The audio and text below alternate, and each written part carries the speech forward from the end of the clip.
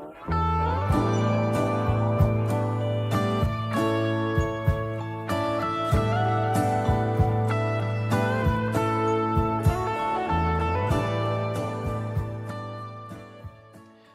and welcome to our second week on the theme of gratitude for Awakened.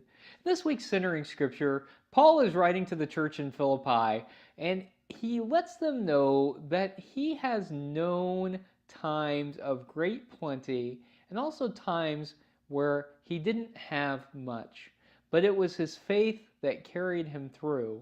And he ends with these wonderful words that we all know: I can do all things through Christ who strengthens me.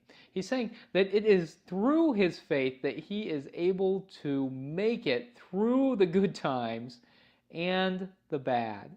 And Paul certainly knew both. There were times in his life and ministry where he was popular and times where he wasn't, times when he was well supported and times where he wasn't.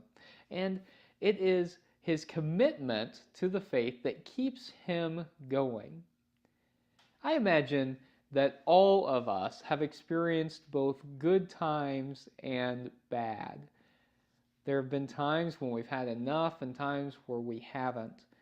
And it can be hard sometimes to be faithful in the midst of all of it, especially if it's a lean time, especially if we're really facing struggles. That sometimes it can be hard to experience God's presence in the midst of all of that.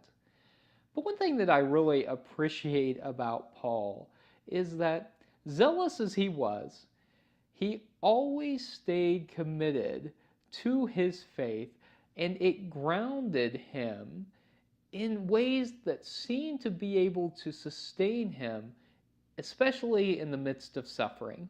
And I think that is one thing that we can learn from Paul, is that our faith can be a source of wonderful support for us, because it can help us remember that we're not alone, that God is with us, and that when Christian community is operating like it should, and I get that it often doesn't, but when it's operating as it should, that God is made manifest in the midst of community, and we take care of one another.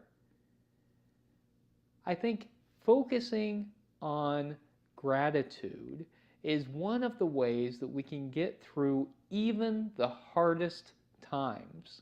When we focus on what is important, just like Paul did when he focused on his faith, when we focus on what is important, it can carry us through. It can give us something to look at, to look beyond our suffering, to focus on other than our suffering. And we need that in our lives, because otherwise sometimes the hard stuff can feel overwhelming. That's why in this section, focusing on gratitude, we're focusing on the spiritual practice of giving thanks. Giving thanks. So I've encouraged you to keep a gratitude journal, and perhaps some of you are doing that. As I've told you, I keep a gratitude journal on my phone, and so as good things happen, I put them in there so that I remember, and then if it's a time when I'm feeling a little down, looking at that gratitude journal can be very helpful for me. So I'd encourage you maybe to do that on your phone, or if you want to write just a list of things, or if you want to actually journal about good things that are happening in your lives, that's a spiritual practice that can be incredibly life-giving. Or I've also encouraged you to think about perhaps doing a gratitude jar. Placing a jar somewhere where you can see it on a regular basis, and keeping slips of paper around so that when something good happens, you can write that down. This week, I would like to encourage you to focus your gratitude specifically on how it relates to your interaction with other people. Are there interactions that you've had this week that you are grateful for? Are there relationships that you are particularly grateful for? Write those things down. Was there something kind that a stranger did for you, or something even kind that you did for a stranger that you feel good about? Write those things down so that you don't forget. And perhaps those even help you to focus on places that you need to nurture a little bit more, relationships that you need to nurture a little bit more, ones that you have found life-giving and that have been fulfilling, but maybe you haven't had the time or energy to maintain, that maybe it's time to put a little bit more time and energy into.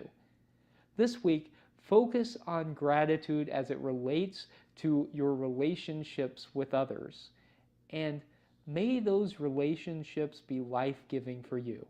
And may that carry you through even the most difficult times. May it be so.